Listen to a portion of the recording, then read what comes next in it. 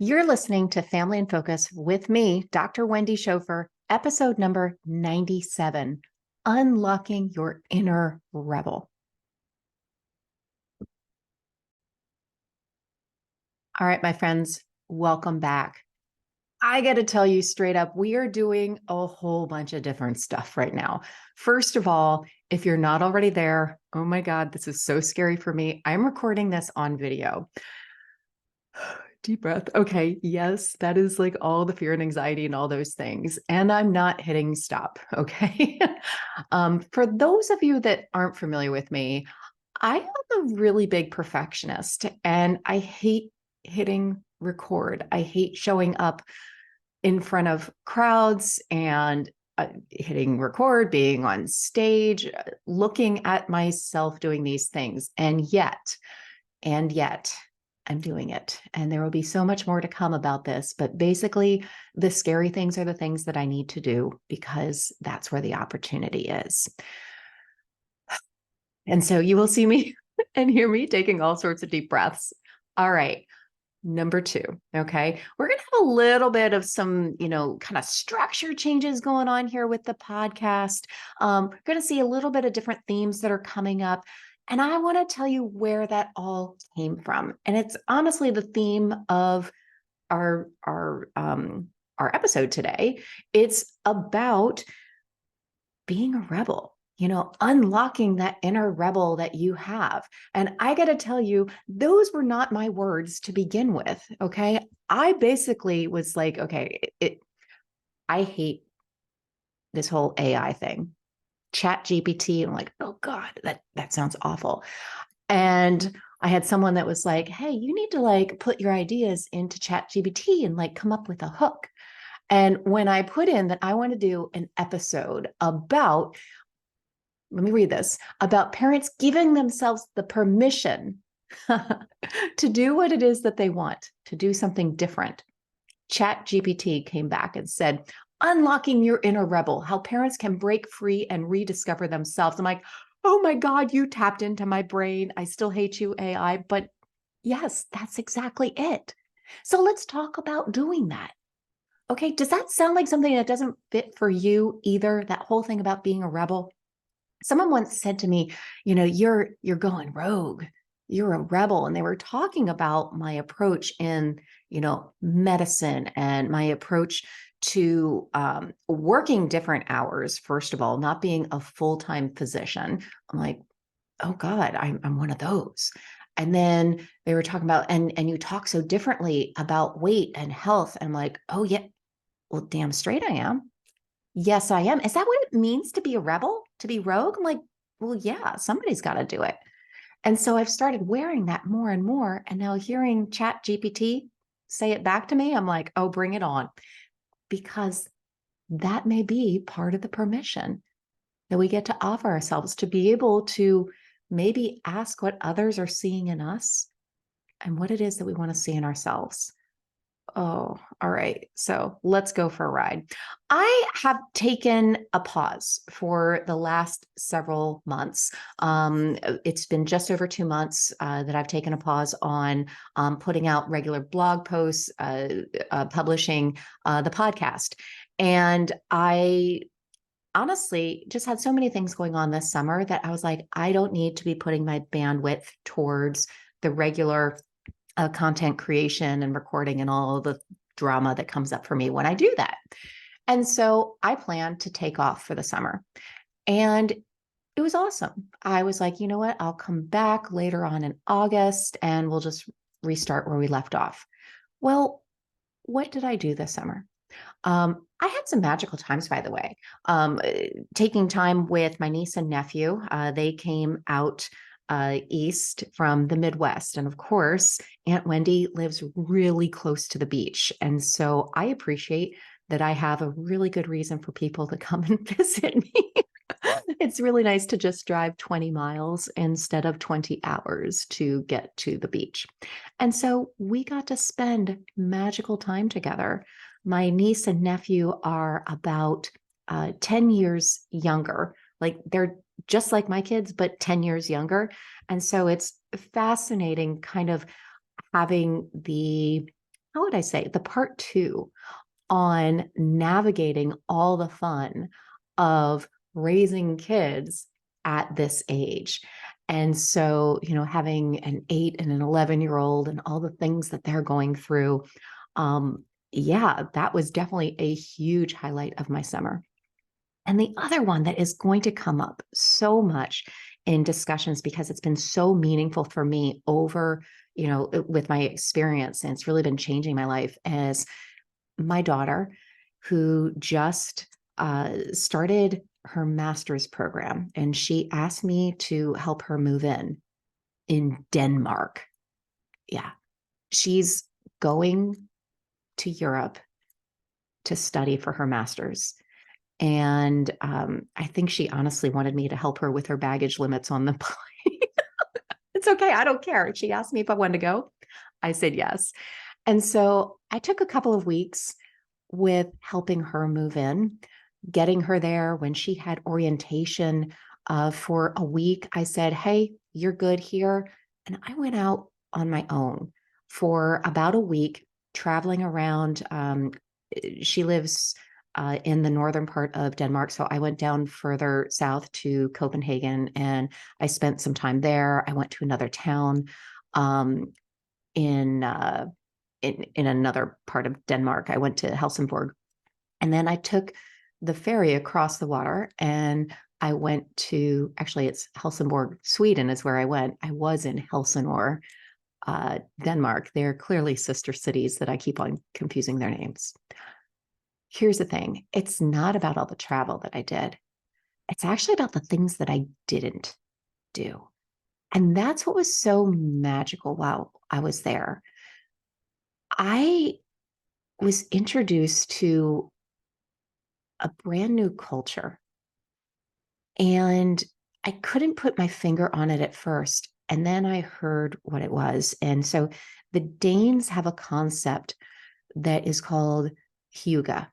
And so if you've read it before, it's Hygge, but it's pronounced hygge. And that approach is something where they define it as, in different places, you can find it as contentment or comfort. Some places will define it as, or translate it as, fun. But the part that really resonated with me is how it's that comfort and contentment. And it is infused throughout all of Danish life. Like, they build everything based off of this quiet, this contentment, this warmth, this softness. And I felt it right away. And it was just a breath of fresh air. And I was like, what is this? Like, I see something here. This is changing me. I am slowing down. My brain is slowing down, which was amazing, to just kind of take things offline. But it wasn't like it was turned off. It's like it was going to another phase that my body was just so waiting for. And so I found myself getting a little bit nervous as I was getting ready to come home. I was like, I don't want to leave this here. And then I realized that this is not something that is unique to Denmark. It's something that I was introduced to in Denmark, and I'm going to bring it home with me.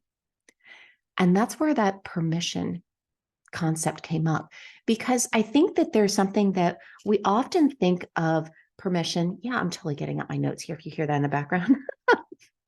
But permission, we think of it as somebody giving us the permission, or we give somebody else the permission to do something.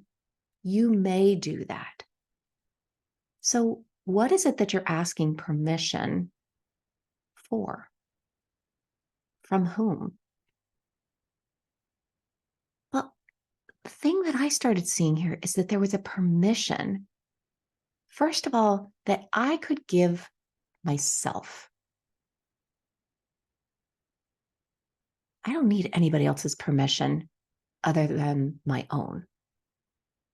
How many times when I think it's that I need permission, it's actually me holding myself back, and I'm looking for somebody else to give me the green light to do it.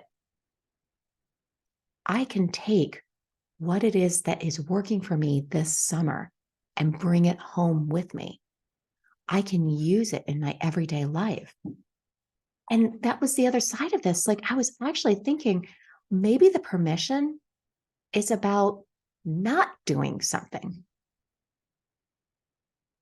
When I started thinking about that, I was like, well, what about for me? What if the permission is about not looking to fill all my time all day long? I love playing Tetris. In particular, I love playing Tetris with my Google Calendar. I have all sorts of different color coded stuff and I fit it in and it fits just beautifully. I am using all that maximizer for my calendar. And it can really drive me crazy sometimes. I found in Denmark that I loved having a ton of white space, unstructured, and it wasn't just for vacation. I don't want to have to go somewhere for this. This is something that I can give myself the permission to bring that home, to use it every single day, to institute it, to institutionalize it, like to just make this a part of what it is that I'm doing on the regular. My mind has been blown. I cannot unsee this. And that's why I wanted to talk about that today, because, it's about that permission. And yes, it is my inner rebel. My inner rebel is freaking quiet and soft and content and comfortable. And so I'm breaking free. Okay. Thank you, Chat GPT. I'm breaking free of this kind of mold that I've created for myself. I'm rediscovering what is at the heart for me. What is most important in my heart, how I want to define and live my life. And my family's experiencing it too, because they can feel the difference in me. They can feel it. They may not be able to put an exact finger on it to describe it, but it's like a collective exhale. And so my gift to myself is also my gift to them. So I come back to a message that I had recently put into one of my emails to my list. And I said, you choose. You choose. These are the wise words of my husband, by the way, who is not a philosopher by any stretch of the imagination. And I was trying to figure out how I was going to approach something else that I will not get into the full story right now. But as a military family, there's an upcoming, questionable move. And how am I going to approach that? And he was like, hun, you choose. I'm like, oh my God, no wiser words have ever been spoken. You get to give yourself the permission. I get to give myself the permission to choose, to decide. That's the rebel. That's letting that inner rebel come out and speak about what is most important, what it is that I'm going to choose. Now, that email that I sent out had all sorts of different replies and responses from different parents. And even it's funny. So I have a couple of different strings on my list as far as parents that are worried about weight, parents that are worried about supporting their children's mental, I can't even speak here, their children's mental health and emotional health. And then also working with professionals of all varieties around stress and burnout. At the heart, it's emotional health for all of us. So I sent out my you choose message about emotional health to everyone.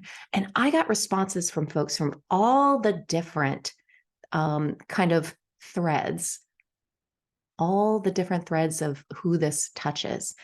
And they all reflected how this was exactly how they or what they needed to hear right now, how they're going through something right now. And that you choose message was so important. And so I know that each and every one of you listening and watching today, you're there and you get to see where this, applies in your life. And that's the beauty of it all. That's the beauty. And That's quite honestly what I would love to hear, because this is something that they say it's so meta, all this information can be applied in different ways, these tools, but it's also our humanity and seeing how we are all interconnected and the themes are all interconnected. So I would love to hear from you. I would love to hear what is coming up for you. What is this bringing up? What questions are you asking yourself? How are you maybe seeing your current situations in your life through that lens of, yeah, I want to unleash that inner rebel. I want to be able to offer myself the permission and to choose. All right, my friends. So here's the thing, I'm choosing to restructure a little bit. So we're going to be seeing each other on the regular. You know what? I'm just figuring out what that's going to look like. So I'll see you soon. Love you. Mwah. Take care.